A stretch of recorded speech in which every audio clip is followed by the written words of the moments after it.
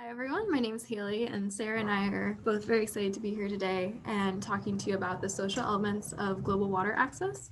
We're both at the very beginning of our graduate studies, and so our own research is still we're figuring out the trajectory of that.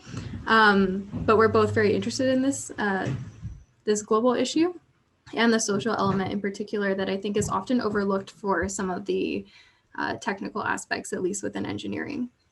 So the next slide. All right, so just a little bit about myself and where I'm coming from. I grew up and I've been hearing about the issue of global water access ever since I was extremely young from stories my mom would tell me when she spent 2.5 years in Nepal as a Peace Corps volunteer. She was working in the Salakumbu region and as a civil engineer, bringing water down from high up in the hills to the town centers so that women didn't have to walk as far to get water and really hike these extremely strenuous hikes just to bring water to their families every day. And so I had been hearing about this for a long time, and you kind of know that access to water is an issue that's out there, but I was fortunate enough to grow up in a community and a home where having access to potable water and sanitation was a given for me. And so it wasn't until many years later when I was at the University of Rochester, where I did my undergraduate work, that I started to become more personally engaged with this issue and really recognizing how much of an issue it is and just the realities that go along with it. And the first place I really got a taste of this was when I joined my campus's chapter of EWB, which is Engineers Without Borders. In case any of you don't know about EWB, it's very similar to Doctors Without Borders, except we're mostly engineers. And it's an international organization that connects communities around the world with different chapters. And these communities reach out when they have some sort of technical challenge that's not being met, that they either don't have the resources or the technical expertise, or they just need assistance on, and they'll connect with either a chapter of undergraduates or some professional chapters to work together towards a solution. And the chapter that I was involved with, we were working in Don Juan, Dominican Republic on a water filtration and distribution system at a local school. And later on in the presentation, I'm going to talk a little bit more about my experiences there, what I saw and what I learned from it. And then like the second organization that I got involved with during undergrad that really helped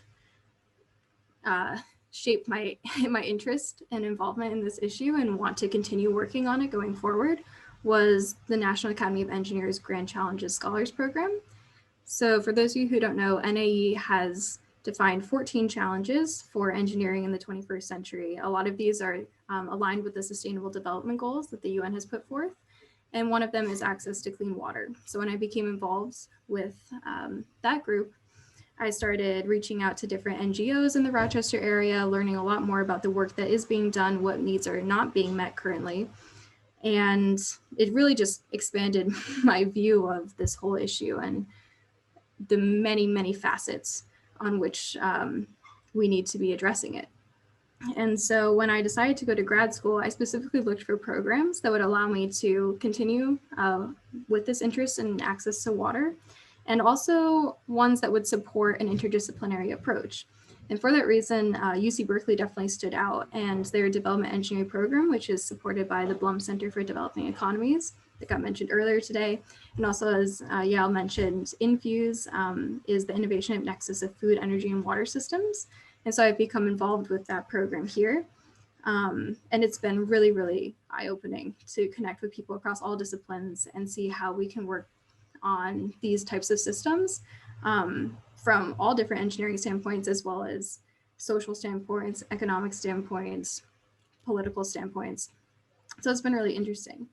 Now, again, before I pass it over to Sarah so she can talk for hers, I just want to say that I come from a mechanical engineering background. A lot of my knowledge of the social side of these issues hasn't really come around until this past year, to be completely honest. I was somewhat aware of them, and I've become more and more aware of it as I've been involved in like classes like this one. And going out of my way to really learn about them. I think that was something that was definitely lacking in my undergraduate engineering education. And I'm currently working in a computational fluid dynamics lab over at Echeverry. And I'm trying to find ways to bridge the numerical work that my lab has historically been doing, which is very exactly what you'd expect engineers who are doing computational work and staying in a lab all the time. That's exactly what it looks like. And trying to see how I can bridge the work that we've been doing there, specifically the work we've been doing with computational design, with different water related challenges. So on the screen, you can see up at top, there's something that looks like a giant ice sculpture, and that's kind of what it is. It's an artificial glacier that's in Ladakh, India. And this is a response to many of the climate related water challenges that people in this region of the world have come up with as a way to have water to sustain their agriculture at appropriate times of the year. And I'm potentially going to be working with them to use some of the optimal design tools that my lab has been developing to help them design a better system. And then alternatively, or perhaps in addition to, there's a desalination project that my lab is collaborating with over at Lawrence Berkeley National Lab. And happy to talk more about either of these projects later with anyone who's interested, but potentially I'll be working on some of the design aspect of that. So that I will pass the virtual mic over to Sarah. She can tell you a little bit about where she's coming from. Yeah, definitely. Thanks for sharing that, Haley. I'm sure like a lot of people can find it relatable trying to like bridge the different disciplines. Like I've also am trying to do that. So it's always good to hear that for validation purposes.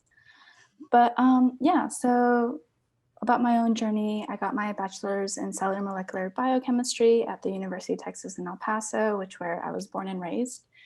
And kind of like on theme of what like Margie and Casey mentioned last time, and just like others in general, I also went through like an undergrad existential crisis. And I realized I didn't want to do like PCR tests for the rest of my life. I didn't want to be a doctor. I didn't want to be a dentist. So I was kind of lost within the beginning of my undergrad career until I had this internship at Rice University within like my sophomore year or so. And yeah, it was a really eye-opening experience. I worked under this one professor, Dr. Lauren Ron. So she was stationed at as a researcher at Rice, but she also like moonlighted at the Houston Health Department. So her research was mainly focusing on like health disparities with an environmental focus. And like just like a quick overview, like the project that I worked on in Houston, it's one of the most like polluted cities.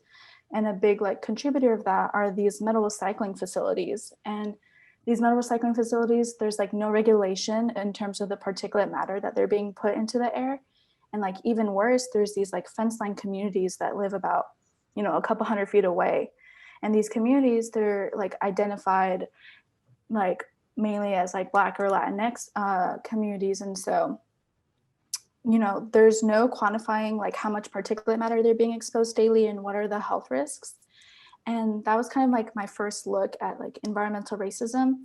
And yeah, it was just really like horrifying to see based on your ethnicity, race, or socioeconomic status, it like dictates whether you get clean air or not. So yeah, so I was pretty empowered and passionate about this subject and I wanted to pursue it further. And even though I really liked the work that I did at Rice, it was very like stats heavy and modeling. So we had like a mobile lab and they would send in data and I would like shift through all of the data and try to figure out like what's the best way to represent it like in different figures. So I wanted something a little bit more hands-on. So that led me to like my internship at the Johnson Space Center, also in Houston. And that was definitely more of like an engineering approach. And like I worked on several different projects, but like one that I can like maybe also like point to was like we developed this prototype for a desalination system and it's like rollable and portable and like the goal is to like put it in your backpack and then like it like opens out like a scroll basically. I don't want to get too much into the mechanics of it, but yeah, like you can feed in the like salty water in like in one inlet and then on the other outlet like it should go through this like screening membrane and then fresh water comes out. So yeah, so I really like the process and the mechanics of that. And I think like one of the most important lessons that I learned in that experience is that like scientists and engineers, like we know full well how to clean water. You know, we have these methods that are like tried and true, but the issue is more about like the implementation of it and like the accessibility of it. You know, I've seen like instances where like engineers go into a community, they implement like whatever they think is best and then like call it a day. So sometimes that leaves the community like worse off than it was originally. And so like with this thinking, I wanted to pursue some graduate studies in environmental engineering. So that led me to pursuing a master's in engineering here at UC Berkeley for similar reasons as like Haley mentioned actually. And yeah, that was just last year. So I'm still like really new to this whole engineering thing. Like some of you probably have more years on me for sure. But after I finished that, I decided to go forward with also a PhD. And again, like very like early stages, but I guess some work that I can mention that I've like done in the lab is kind of like relaying back to like what happened in Flint, Michigan. The issue is like within these like lead pipes, there's protective scaling that's built up and it's built up over like a period of years. But when they switch water distribution systems, there's like an issue and that resulted in the scaling to flake off and be in the water. So people were getting poisoned. And, you know, like the options are either waiting for scaling to reform, which takes years, or replacing that entire distribution system, which takes money. So the lab that I'm working in was looking in efforts of like accelerating that scaling formation through like electrochemical approaches. And yeah, I could talk a little bit more about any of those projects. It's just like a brief overview for now. Thanks so much, Sarah. We wanted to start in on this issue just by providing some of the overwhelming statistics. I know that sometimes these numbers can just be, you can't even really grasp them, but to put in context, 785 million people today are estimated not to have access to clean water. And that's the equivalent of saying we take every single individual in the United States, take away their access to clean water. Then we create another United States, we take away everyone in that new country's access to clean water. And then just for fun, we throw a couple more tens of millions of people on top of that who currently don't have access to potable water resources in their day-to-day life. And if we go on and we think about sanitation, there's 2 billion people worldwide who don't have access to improved sanitation facilities, which are defined as any facility that hygienically will separate human excreta from human contact. So that's just completely mind-blowing to me. And if that alone is not enough reason to be involved in working towards solutions for this crisis, I really don't know what is. Over double that number don't have access to safely managed sanitation facilities, which basically means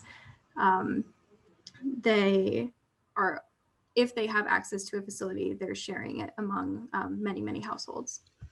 So yeah, you can go on, Sarah. This map is one from the annual review of contamination of drinking water, specifically in resource constrained settings that was published earlier this year. And it's mostly just to give you a look at how this issue is not isolated to one region of the world. This is an issue in every single country. And again, this is not even access to water. This is if you have access to water, is that water clean? It's estimated that 80% of the wastewater from industrial plants, from our household use, from agriculture is returned to the ecosystem without being treated. And as such, we see very high levels of dissolved solids and other chemicals, including very harmful ones, such as, I know the lab that Sarah's in has done some work with arsenic removal before. So arsenic's a big one in every region of the world. I think it's just really telling to look at this and recognize that this really is a global issue. And the places that we see the highest amount of water scarcity are those areas which are rapidly expanding urban cities or very remote and rural areas in general. So I think maybe if we go to the next slide, I just wanted to pose this question to everyone. Feel free to throw answers in the chat or out loud, or you can just keep it in your head, whatever is comfortable. But if you had to live without water, without clean running water for a day, for a week, for a year, how would that change your life? Like, what is everything that you do in a day that requires water? How much water are you actually using? Do you know? Are you thinking about the water that goes into the food you eat, into the different products that you use, into cooling systems? And where is that water coming from? I don't know if anyone knew about this, but 6 days ago on the 21st of October 2020 was the 6th annual Imagine a Day Without Water, which is an educational campaign that's basically aimed at raising awareness around this very issue.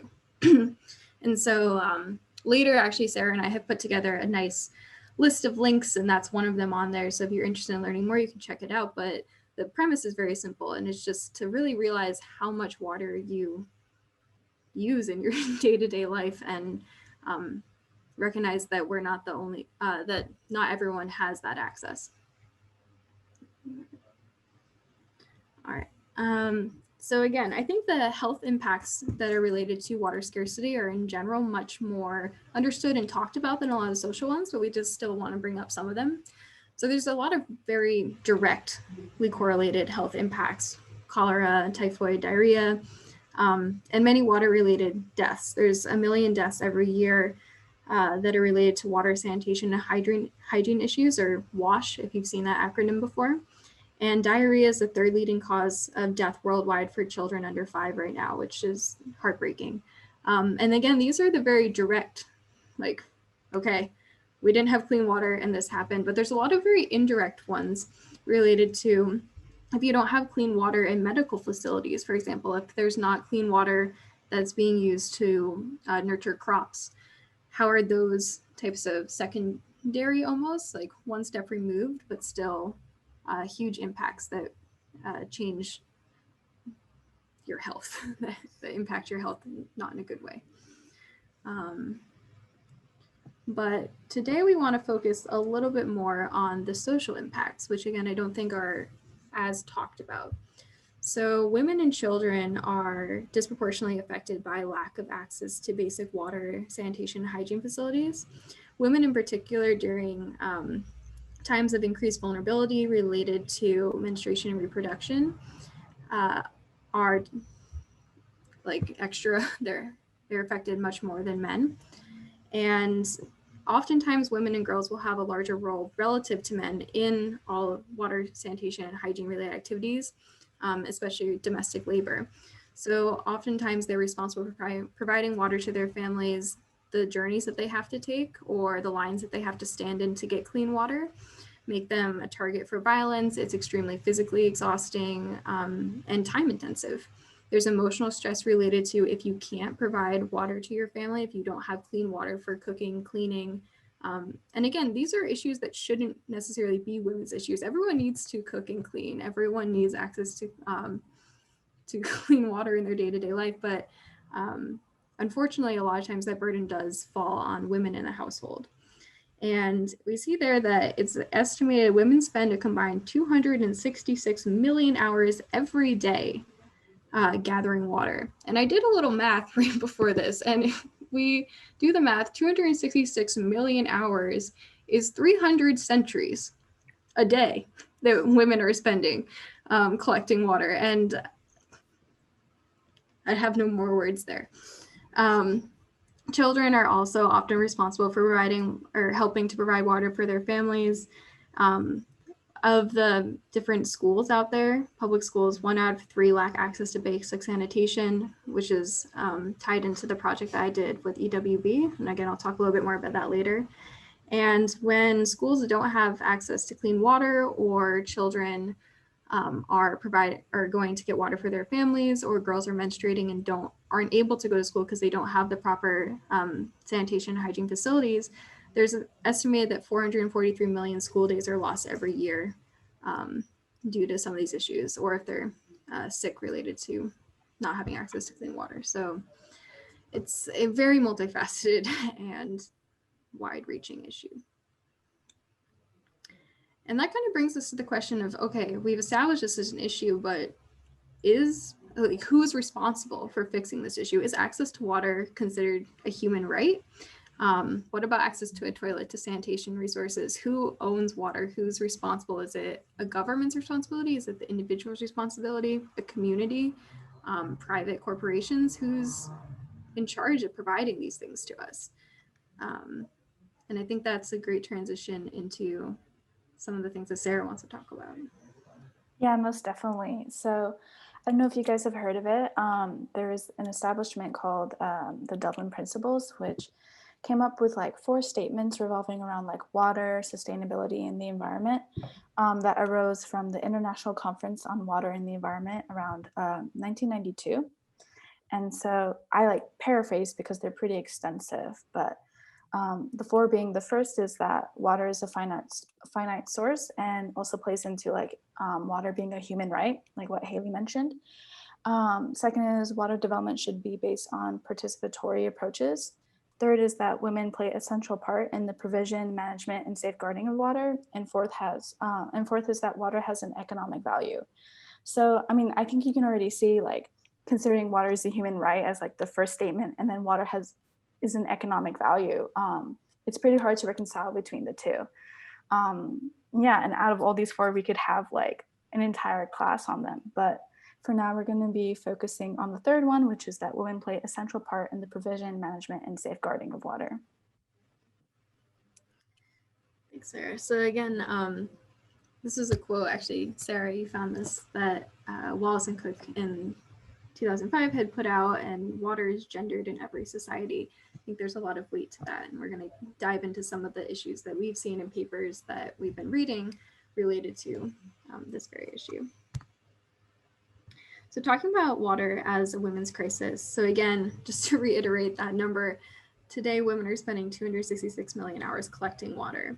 And then beyond that, having access to safe facilities is an extremely important piece of this, whether it's feeling safe when they go to get water or having access to private and clean sanitation. Women are definitely disproportionately affected. There's a lot of social stigma around women, around menstruation. There's a lot of social stigma around open defecation for women and men, for women. I'm sorry, I don't think open defecation for anyone is necessarily good, but there's a lot, there's a much higher level of vulnerability for women who are forced to openly defecate. If they have to squat down, that puts them in a vulnerable position. And societally, it's much less acceptable. So of course, some of those societal pressures would perhaps push women who don't have good access to sanitation facilities to instead go in the dead of night when there's less chance of being seen, less chance of those societal stigmas affecting them. However, going at night is not necessarily a safe thing, especially when you're in a vulnerable position and there's people who specifically will prey on women when they're in these positions. There's a lot of research there's some research out there, and I think there's becoming more on just access to water, but in terms of the social side of this, there's definitely insufficient data, and we found some different papers that have gone through and tried to study these and see how we can link violence against women and other emotional distress to women to water access, so that we can, use this as a motivating factor for providing more access to sanitation facilities, to clean water to women throughout the world. But there's definitely still a long way to go. So if people are interested in that, I highly recommend you do your own studies, and please, we need more people involved in this issue. One of the most interesting ones that I read was a study done in 2015 over at Yale, and they had basically taken a case study in South Africa and created a mathematical model looking at how the time that women spend waiting for water is linked to the amount of rape and sexual violence that they experience on a day-to-day in their lives. And they had to do a lot of different adjustments because there's a lot of stigma around sexual violence, where there's underreporting, where even when you're talking one-on-one, these issues people aren't being open about these issues. And so I think that that's another piece of all of this that I wanted to bring up, is kind of going back to positionality. I think it's really important that when these studies are being done specifically related to gender, that men are supporting them, but that women are taking a lead role in a lot of these. Because when you're conducting interviews, I think it's much more likely that a woman will open up to another woman or someone that she sees as a confidant and someone that she'll trust, especially when talking about these more taboo pieces. So we're going to link all of these studies later, and I highly recommend especially that first one that I mentioned you check out. But pass it to Sarah.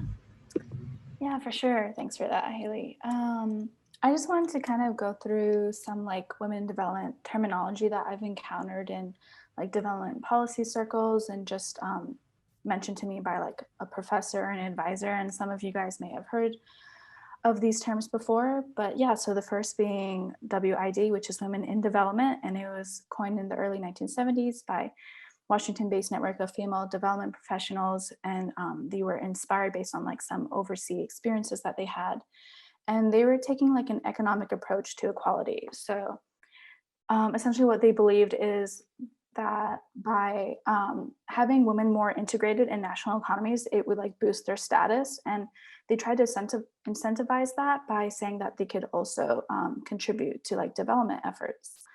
And you can argue that's really problematic. A lot of people certainly did, which is why we have WAD, which is Women and Development. And it came about afterwards, so 1970s, 1980s. And it kind of flipped the script. So instead of saying, what can women do for development? What can development do for women? But again, it's still, this framework is still kind of critiqued. They say that it doesn't really like address a lot of the systematic issues that perpetuate gender inequality. So following this, we have WED, which is Women, Environment, and Development. And this is more like kind of a subset. It's not really talked a lot about, but it's mainly focusing on women's relationship to the environment, and it posits women as victims to environment degradation and dominant development practices. And, you could see a practice of this framework through like ecofeminism, for example. And the last and most recent that we have that came about around like the late 1980s is Gender and Development. It essentially analyzes a lot of the institutional and development policies in relation to gender. So it doesn't say that anything's posit anything that's neutral. And it asserts that the oppression of women stems from a neoliberal system. So like kind of having these frameworks in mind, a lot of the work that I've done with women in water have been like literature reviews and research paper analysis. So I can't exactly like pinpoint an experience that I've had, but I thought it might be helpful to kind of like pass on different lessons that I've like learned when shifting through the literature, or like passed on to me from like my advisor or professor. And just kind of critiques of the WASH literature, keeping in mind of like always critiquing, like Casey and Margie mentioned, like critiquing their own work. So I think it's always good to be, as observant and like speculative as possible. So so the first point that it was like kind of questioning the narrative, how are women being portrayed? And I say this because, like, for an example, a lot of the studies that I that I have gone through, when looking kind of at the intention of the study or like how they frame it, we've read like a lot of studies about like time wasting. So women, like Haley mentioned, spend hours and hours a day like going to fetch water and then bring it back home. And so I've seen like justifications and studies and saying that if we free up women's time, instead of, fetching water, they can go and get a job and they could supply and bring financial support home. And, that always kind of rubbed me the wrong way, because I thought like, what if she just wants to sleep? Like, I feel like her life is hard enough. Like, I think it's also valid if she doesn't want to go get a job. But there seems to be kind of like a trade. It's like, okay, we made access to water for these women easier, so go get a job. I don't know if it's like a more palatable thing that's in literature, but that's why I always think it's important to kind of like question intention and question narratives. And that could also apply like visually. This like picture, I just Googled like women in water, and I got like 100 pictures pretty similar to this. And these women are carrying jugs of water on their heads that's probably like 40 pounds. And the first time I saw this, one of my professors had this projected onto screen, and she said about how these pictures are always very aesthetically, pleasing and kind of like almost glamorizing the issue. So I think even though we may have like good intentions, it's important that we refrain from any like harmful implications. And that also goes into this like term that I came across, which was sustainability saviors. You would think like by increasing and empowering gender equality and sustainability, though it's a positive thing, it's a win-win, and they reinforce each other like that. But there is like a chance of typecasting women and making like the environment or sustainability as her sole responsibility. Similar, like we've seen, like we often typecast women as like caregivers or mothers. So it's important to kind of avoid that. And so, yeah, so following that, it's like, are women's voices being heard from a source, or is it like an author recounting their own experience and what they're witnessing?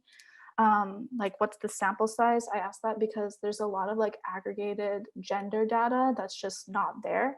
And so it kind of skews the whole study, and I think it's worth mentioning. And also kind of like counterintuitive, like are men interviewed? And this is kind of what Haley was mentioning earlier. It's like men have privilege, so they need to kind of speak out on these things. And a lot of times we've seen these like communities, men have governing power. And in order to bring about change, it needs to result in a change in perception. So we need to first document that perception in the first place. And yeah, the last thing is like, are women even the sole target of the study? I like can't emphasize how difficult it was for me when I was doing different literature reviews, finding like a study that directly targeted women and researched the effects of like lack of sanitation or water or health. A lot of times it was framed, there's like this one paper that was like researching women's and their hand washing habits, but it framed it as how it would affect their children. And so a lot of times, there's kind of this implicit understanding that by addressing the children, you also address women because they're, again, seen as mothers and caregivers. And so, yeah, so they're lumped in with children, and it effectively like erases their voice. And it's something that definitely should be addressed. Like the first time I was doing research, I asked my advisor, I was like, I can't find anything. Like, am I looking up the wrong terms? And she was like, no, like that's just kind of how the literature is set up. So hopefully we can, decrease this disparity. And yeah, kind of the last thing is like, does the study offer any proposed solutions? Commonly, I'm sure you guys also experience this, is like you read a paper and it says something like, women are victims to traditional roles and can't act as development actors. It's like, okay, great. So like, what can we do about that? And furthermore, like, are these solutions accessible? I read a paper about how like a solution was having water pumps like closer to these women's homes so they don't need to travel as far. But, like pumping water can be so physically strenuous. What if there's like a chance like women can't pump? So this is like an all bias solution. So it's important to like keep in mind of like all these different things. And yeah, like I mentioned, I don't have a tangible experience, but like my background, even though I was born in the States, like my whole family's from Iraq. And visiting there, I'm kind of like familiar with the culture and how it's intertwined with water and gender roles. And I'm aware that I know like in southern Iraq, water inequality and water scarcity is pretty prevalent. And when I talked to my parents about it, they mentioned these like marsh communities. And I thought, it'd be interesting to look at, especially because a lot of it is word of mouth. When I tried to find like any resources on it, I found like one blog post. So it's, I think, it might be worthwhile bringing attention to this. So kind of like the story behind it is that there's these marsh communities in southern Iraq, and in these communities, women play like a really active role in gathering water and food. But it wasn't until like 1980s, 1990s that these marshes were subjected to large-scale destruction because the people were accused of treachery. So the punishment was draining these marshes, and then there, like, a dam was built, so that further prevented tributaries of the Tigris going into the marshes, and so that resulted in a lot of families becoming refugees and being displaced, and a lot of refugees are typically women and their children. Um, and so even afterwards, like so many years when they came back, they had the additional concern of climate change. So at that point, there is a lot of water scarcity. And in the one resource that I found, it talked about how like adding environmental stress, mismanagement of dams, and corruption further perpetuated the inequality of gender. And it had this statement where it said like women became the first to suffer, which I think is pretty powerful. And it's kind of, you know, a reoccurring theme that happens in a lot of communities. And yeah, I think this like example also can just bring about like several different like questions and critiques. Like, you know, for an example, I've seen this in a lot of communities. Women have such an extensive knowledge of water and agriculture, and it's essentially being wasted and squandered if they're not in like leadership positions. It can only like benefit the community. So it's unfortunate to see because at that point, yeah, the information is just restricted to that tight circle. And even in the post that I found about it, it was saying how these people are dying out. So that information, not to be a little bit, I guess, like depressing, but it will die out with them. So um, it points to a need of having women in leadership positions. And also a little bit of like a tangent, but I've done like research in the past about specifically like refugee situations. And I know that some of us are probably acquainted with like the sustainable development goals. And yeah, I think trying to be wary of like making grand statements. Like I mentioned before, I think like goal number 6 is having increasing access to clean water for everyone. And so I did research about like how that would affect refugees, because it's hard enough getting access for people that we know are in need, but refugees are stateless people and they have no address, no ID. So how do you account for that? And I saw that, you know, there wasn't a lot of measures or efforts taking place. And I thought, you know, this is also representative that, especially like I mentioned before, so much of refugees are women and children. So just something to keep in mind. And yeah, so then kind of switching more on like the literature side of things, it was funny when I was first talking to Haley about like how we wanted our presentation to go, I referenced this paper and she mentioned that she had like personal work working with cisterns. So I thought it'd be cool, you know, to have like a literature side and then her own personal experience. But yeah, just kind of like going through, basically there's this 1 million cisterns program that was implemented in Brazil, and the goal was promoting the inclusion of women in water development, both as beneficiaries and like decision makers. And so basically these women were trained in building these like cisterns, which is kind of like a tank that holds water and collects water from rainfall. But there were a lot of challenges that came with that. Oftentimes they weren't compensated for work, which happens so many times and so many for so many women in so many different aspects. They were also flat out denied. They just weren't allowed to build a cistern just because they're women. Or there's this like rhetoric of, you know, you can't build a cistern's like a man's job. And so once these women were able to build a cistern and build it well, they switch it up to like, oh, it's so easy, even a woman can do it. So these were all things that were remarked in interviews in the paper that this is from. But, you know, despite all of these challenges, the women said that ultimately they felt really proud and empowered and increased their self-worth. So I think these initiatives are still worth looking into for sure. So, yeah, passing off to Haley. Thanks.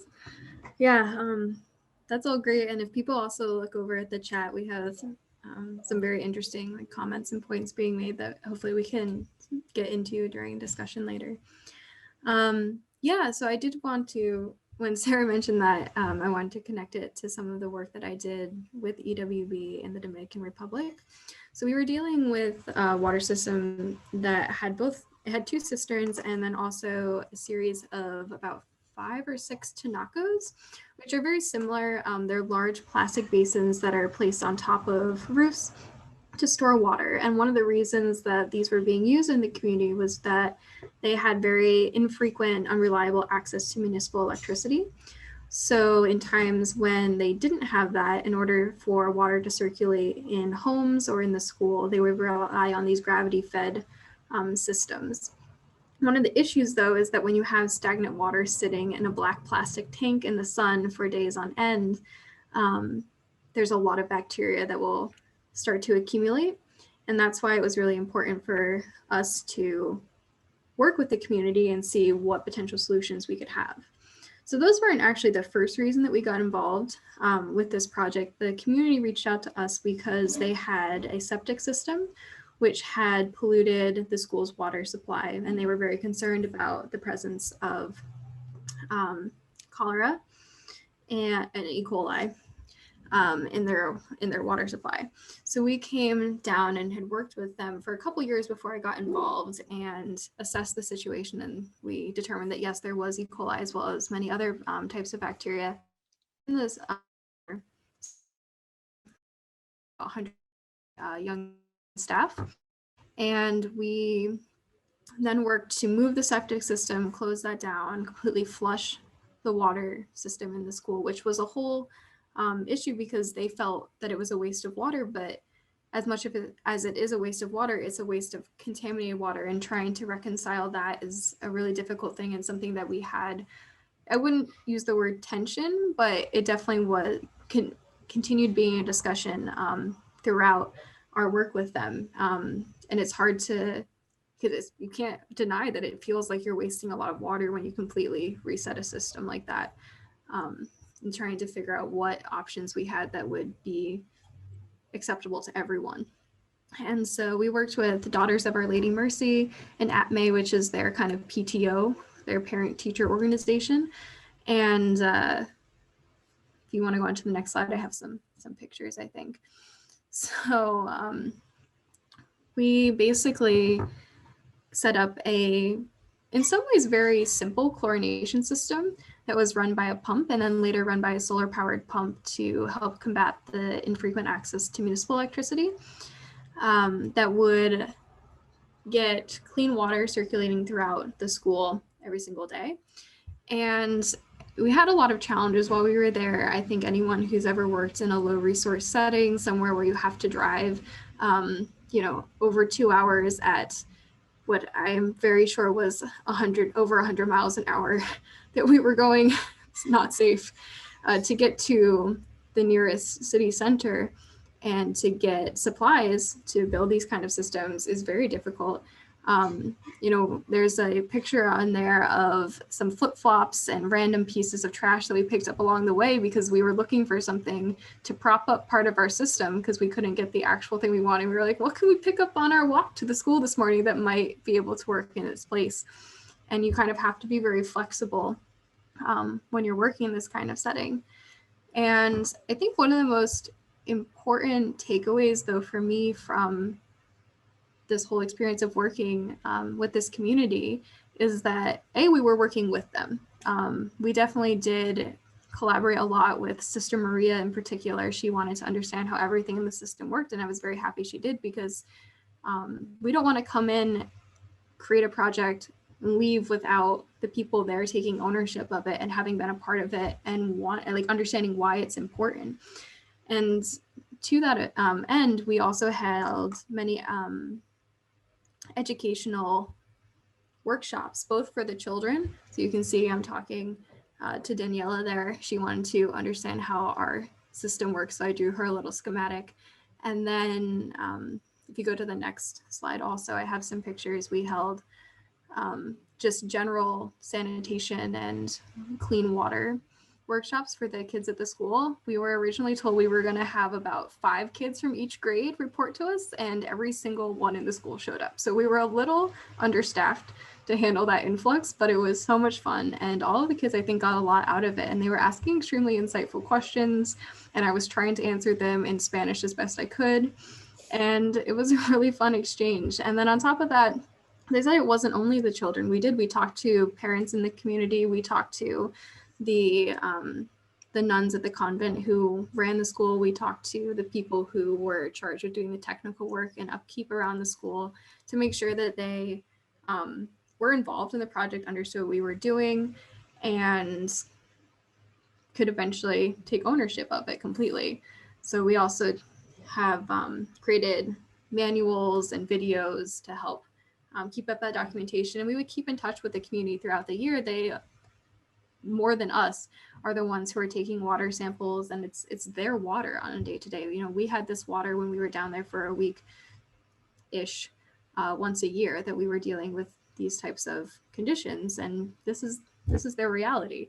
So they're the ones that need to, if they are the ones that need to care about it. We also need to care just as humans and want to help, but ultimately, you know, people in the community need to be empowered to start to take charge and recognize that they can make change. Sometimes you need assistance for getting materials, for getting technical expertise, for just getting that jump start. But you know, it's, as much as it's good to have support, we can't always be there. So it was a really great experience. And I think also this class though has made me think a little critically about that experience.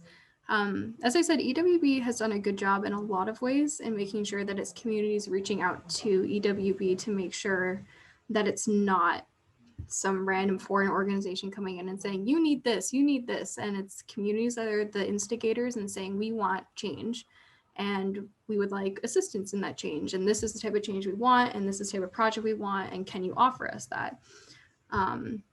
But one thing that I never really thought about, honestly, until taking the class this year, is where did some of these problems really stem from? And that was something that I never did any research on in the DR, and I've actually been wanting to go back and look and see where that history of water scarcity or access to at least potable water in Don Juan comes from. And has it always been an issue? Is it a recent issue that was brought on by some sort of natural disaster or government organizations reallocating water resources? Where did that come from? And as great as the solution that we came up with is there some underlying systemic problem that really needs to be met to fully, you know, feel like this issue is being overcome in that particular setting? So that's something that I've been wanting to look at as product of this class. So yeah. And then I guess the other thing that we wanted, a lot of these have already actually been mentioned today, just the Blum Center for Developing Economies, the DevEng program, and Infuse are some of the reasons that I think both Sara, I, and many others have gotten involved or have come to UC Berkeley, especially for graduate studies. And then also the GPP minor that I assume many of you are part of. We have links to all this in the document that we're going to send out. Then the other thing is that when Sara and I were looking at this presentation, you know, we were looking at all these social issues of, you know, for women related to water access throughout the world. And then we were like, you know, there's just a lot of women issue in general. And we were talking about women who are in development, women who are in STEM, women who are in higher education, and some of the pressures that we face there. And we were sharing a lot of different things that we've seen and experienced. And we decided not to get too into it for this presentation, but we just want to give a shout out that this October actually is the 150th year since women were accepted into UC Berkeley.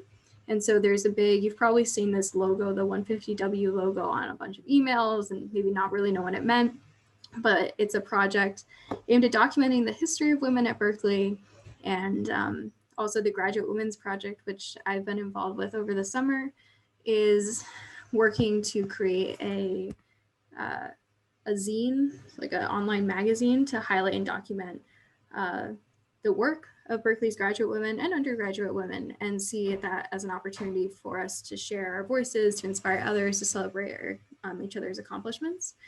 And so we just wanted to give a shout out to that and all the amazing work that women are doing in every field across the world, and a shout out to all the men who are supportive of that. And hopefully if you guys want to get involved, those links are also, actually I'll post that right now.